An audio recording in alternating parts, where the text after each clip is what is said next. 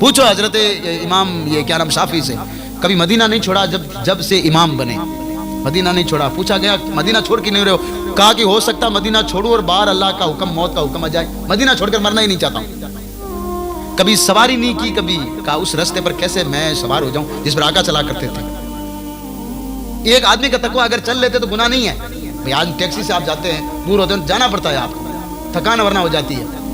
کتاب جب کھولتے تھے تو ایسے کتاب نہیں کھولتے تھے کہ ایسے کتاب کھولتے تھے اور بائیں اونچی رکھتے تھے. پوچھا جاتا تھا کتاب ایسے کیوں کھولتے ہو؟ کہا کتاب کا پنہ کا آواز بھی میں نہیں چاہتا کہ پنے کی آواز سے حضور کو تکلیف ہو.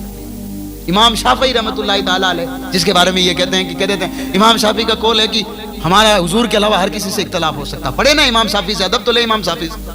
وہ امام شافعی رضی اللہ تعالیٰ عنہ، آقا علیہ الصلوۃ والسلام کیا تو پوچھا کہ بھئی وہ ہمارے، آقا نے فرمایا میں ان کو سلام پیش کرتا ہوں، وہ ہمارے بھائی ہیں. تو صحابہ جو ساتھ میں تھے نا، انہوں نے کہا رسول ہم آپ کے بھائی نہیں. آقا علیہ السلام فرمایا تم ہمارے ساتھی ہو، تم نے ہمیں دیکھا ہے، مجھ پر قرآن نازل ہوتا تھا تم نے دیکھا، میں خانہ کعبہ کو طواف کرتا تھا تم نے مجھے دیکھا، میں نے جو چیزیں تمہیں بتائی تم نے دیکھی آنکھوں سے، حتیٰ کہ آخری خطبہ میں نے تمہارے سامنے دیا تب بھی تم نے مجھے دیکھا.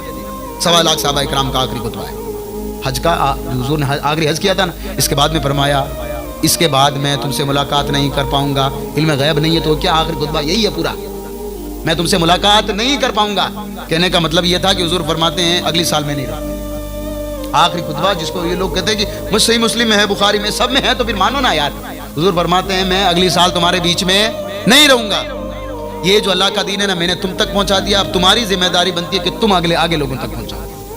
اور 1.25 لاکھ لوگ ہیں، کوئی مائک نہیں تھا، کوئی مائک نہیں تھا، لیکن کہتے ہیں کہ اللہ نے حضور کی آواز کو اتنا بلند کیا تھا کہ ہر ایک صحابی یہ سوچ رہا ہے جیسے کہ حضور میری کان میں آ کر کے بات کر رہے ہیں. یہ تھا حضور علیہ الصلوۃ. ارے حضور کی ذات کم کیسے ہو سکتی ہے؟ اللہ نے ان کو حبیب بنایا یار. آپ اس دن جلوے دیکھنا جس وقت قیامت کی گھڑی ہوگی، جب حضور کو لایا جائے گا نا، اس وقت آپ دیکھنا. کاش محشر کے جب ان کی آمد ہو. اور اعلیٰ حضرت فرماتے ہیں کاش، کیا فرماتے ہیں؟ کاش کہتے ہیں، اعلیٰ حضرت کہتے ہیں کاش محشر میں جب آقا علیہ الصلوۃ والسلام کو لایا جائے، پھر کہتے ہیں کہ مجھ سے خدمت کے قدسی کہے ہاں رضا. قدسی کہتے ہیں فرشتوں کو، فرشتے لانے والے ہیں حضور کو. پھر فرشتے کہتے ہیں اعلیٰ اے امام احمد رضا، جو مصطفیٰ جان رحمت تم پڑھا کرتے تھے نا، اب مصطفیٰ پر پڑھا کرو. یہ اعلیٰ حضرت کا عقیدہ تھا. اور میں پھر سے کہہ رہا ہوں، اعلیٰ حضرت کا جو عقیدہ ہے نا وہ حقیقت میں عقیدہ ہے، باقی جتنے سارے باطل ہیں.